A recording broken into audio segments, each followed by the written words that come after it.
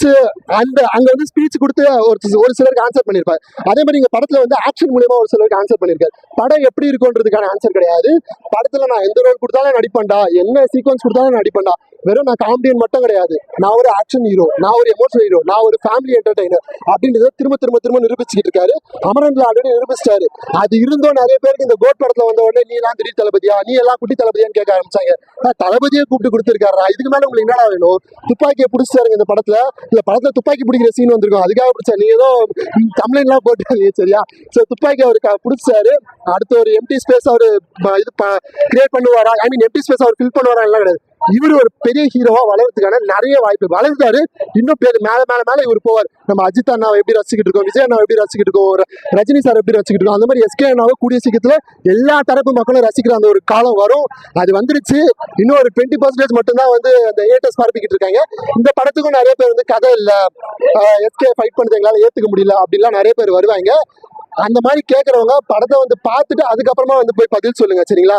உடனே இப்போ ஒருவர் ப்ளூ சட்டை மாதிரி இந்த படம் அது, இந்த படத்துல அவர் ஃபைட் பண்றாரு, நம்மளால ஏத்துக்கவே முடியல அப்படின்னு கிடையாது ப்ரோ. நான் லாஸ்ட் படத்துல சொல்லி இந்த கூலி படத்துக்காக அவர் வந்து நிறைய சொல்லியிருந்தாருன்னு சொல்லிட்டு ஒரு சீக்வன்ஸ் ஒன்று வரும். ஏன் வந்து சத்யராஜை வந்து இவரு கொலை பண்ணிருப்பாரு அப்படின்னு சொல்லிட்டு ஒரு சீன் ஒன்று வரும். அதுக்கான படம் வந்து ஆன்சர்லே இருக்கும். இவர் போலீஸ்னு சொல்லிட்டு தெரிஞ்சிருக்கும். அவர் அது ஐ மீன் அது ஒரு சின்ன சீக்வன்ஸ் தான், ஓகேங்களா? படத்துல ஃபுல்லா சொல்லிட்டு இருந்தா மற்றவங்களெல்லாம் இப்போ ஸ்கிரீன் பிளேஸ் கொடுக்குது. நீங்க படத்தை தெளிவா பார்த்துட்டு வந்து ரிவ்யூ கொடுங்க அப்படின்னு தான் நான் சொல்லுவேன். நல்லா ரிவ்யூ பண்றவங்களும் இருப்பாங்க, பாசிட்டிவ் அண்ட் நெகட்டிவ் கலந்து ரிவ்யூ சொல்றவங்களும் இருப்பாங்க. எல்லாரோட ரிவ்யூவை நான் மோசம் சொல்ல, நல்ல ரிவ்யூ பார்த்து ரிவ்யூ பாருங்க. படம் பார்க்கறது மாதிரி ரிவ்யூ பண்றதை கொஞ்சம் ரிவ்யூ பார்க்கறத கொஞ்சம் நிறுத்திட்டீங்கன்னா நல்லா இருக்கும் மக்களே. ப்ரோ இன்னும் அந்த படத்தை நான் பார்க்கல. இல்ல ஐ மீன் அந்த படம் இவர் பேசுறத வச்சு ஐ மீன் நான் இன்னும் அந்த படத்தை பார்க்கல, ஓகேங்களா? அது ஏதோ படம் பேர் கூட ஐ மீன் பேர் கூட நிற்கவே பாருங்க. அவரு எல்லாம் படத்தை பத்தி பேச வந்துட்டாரு, ஓகேங்களா? நம்ம மக்கள் தான் இப்ப வாட்டர்மெலன் சார் எப்படி வளர்த்து விட்டு இப்ப எல்லாம் அசிங்கப்பட்டு நிக்கிறாங்களோ அதே மாதிரி ஒரு நாள் இவரையும் அசிங்கப்பட்டு நிற்பாங்க. ஏன்னா இத்தனை கோடி செலவு பண்ணி ஒருத்தன் படம் தான். இப்ப இதுல 200 கோடி செலவு பண்ணிருக்காங்க, கூலியில 300 கோடி செலவு பண்ணிருப்பாங்க, 400 கோடி செலவு பண்ணிருப்பாங்க. இத்தனை கோடி செலவு பண்ணிட்டு வந்து நீ ஒரு 10,000 கேமரா முன்னாடி வச்சு நீ பேசினா அது இம்பாக்ட் ஆயிடுமா? இம்பாக்ட் ஆகுறாங்க மக்கள். அது வந்து இவரை லைக் வாட்டர்மெலன் சார் எப்படி வந்து ஃபண்டுக்காக யூஸ் பண்ணிட்டு இருந்தாலும் அந்த மாதிரி ஃபண்டுக்காக தான் இவங்களே யூஸ் பண்ணிட்டு இருக்காங்க. அது கூடிய சீக்கிரம் இவரே புரிஞ்சுப்பாரு. ரிவ்யூ கொஞ்சம் ரிவ்யூ பண்றீங்க சார், நல்லா தான் பண்ணணும், இல்லைன்னா சொல்ல சார். உங்க மேல நான் வந்து ஒரு வன்மம்லாம் நான் எதுவும் கிடையாது.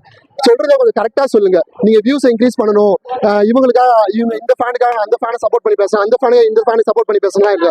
என்ன படத்துல இருக்கோ அதை தெளிவா பேசுங்க. பாசிட்டிவ் நெகட்டிவ் சொல்லுங்க, நான் தப்புன்னு சொல்ல மாட்டோம். எந்த நிறைய படத்துல நெகட்டிவ் நாங்கள் அக்செப்ட் பண்ணிக்கிறோம். இந்த படத்துல சாங் லவ் சாங்ஸ் அந்த அளவுக்கு எனக்கு செட் ஆகல, இல்ல நெகட்டிவ் இருக்கு, நான் இல்லலாம் சொல்லுவேன். நெகட்டிவ் சொல்லுங்க, என்ன இருக்கோ அதை சொல்லுங்க. நீங்களா ஒன்று திருச்சி இதுல கதை இல்ல, இது ஏன் புஷ்பா படத்துல என்ன கதை இருந்தது? அவன் பொண்டாட்டிக்காக அவன் வந்து நான் 2000 கோடி நான் கடத்துறேன் அப்படின்னு சொல்லிட்டு கடத்துவான், அது ஒரு கதையா? சிஎம் கிட்ட போய் சைன் பண்ணிட்டு வரேன்னு சொல்லிட்டு போவோம், அது ஒரு கதையா? அந்த கதையெல்லாம் 2000 கோடி 1500 கோடின்னு சொல்லிட்டு வளர விட்டீங்கல்ல. நம்ம தமிழ் படம் தானே, இவ்வளவு நல்லா இருந்தது இல்ல? கூலிலாம் எனக்கு வருத்தம் ப்ரோ. அந்த அளவுக்கு டிஏஜிங் சீன்லாம் அவ்வளவு நல்லா இருந்தது, அவ்வளவு பக்காவா இருந்தது படம்லாம். திடீர்னு பார்த்தா செப்டம்பர் 11 ஓடிடில ரிலீஸ்ன்றாங்க. எல்லாம் இந்த ரிவ்யூவர்ஸோட இதுதான், ஓகேங்களா? ரிவ்யூவர்ஸ் ரிவ்யூ பண்ணுங்க, பண்ணாதீங்க, அது உங்களோட விருப்பம். மக்கள் நீங்க பாருங்க, பார்க்காதீங்க, உங்களோட விருப்பம். பிளைண்டா நம்பாதீங்க. ஒரு போன் வாங்கினா ரிவ்யூ மட்டும் பார்த்துட்டு போய் நீங்க போன் வாங்குவீங்களா? கிடையாது இல்ல. நீங்க காசு கொடுத்து வாங்குற ஒரு விஷயம் தானே.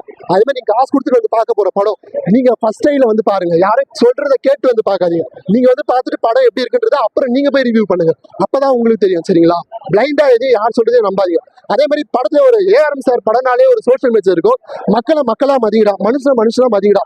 இப்போ ஒருத்தன் சூசைட் பண்ணிக்கிறான், ஒருத்தன் கீழே விட்டானா முதல்ல எல்லார் கையும் வந்து தூக்குறதுக்கு போவாது, போனுக்கு தான் போவோம் வீடியோ எடுக்கிறதுக்கு. பக்காவா ஒரு சீன் ஒன்று வச்சிருப்பாரு இந்த படத்துல, காமெடியா தான் இருக்கும். ஆனா அது அந்த அளவுக்கு இம்பாக்ட் ஆகும் அந்த படத்தை. மக்கள் அந்த அளவுக்கு யாரும் இப்பெல்லாம் மதிக்கிறது கிடையாது. ஒருத்தன் கீழே விட்டானா, ஒருத்தன் தடிக்கு விட்டானா, ஒருத்தன் தப்பா பேசுறானா, அவன் பேசிட்டு கூட நான் ஜாலியா என்ஜாய் பண்ணிக்கிட்டு இருப்பேன் அப்படின்னு தான் எல்லாரும் கண்டுக்காம இருக்காங்க.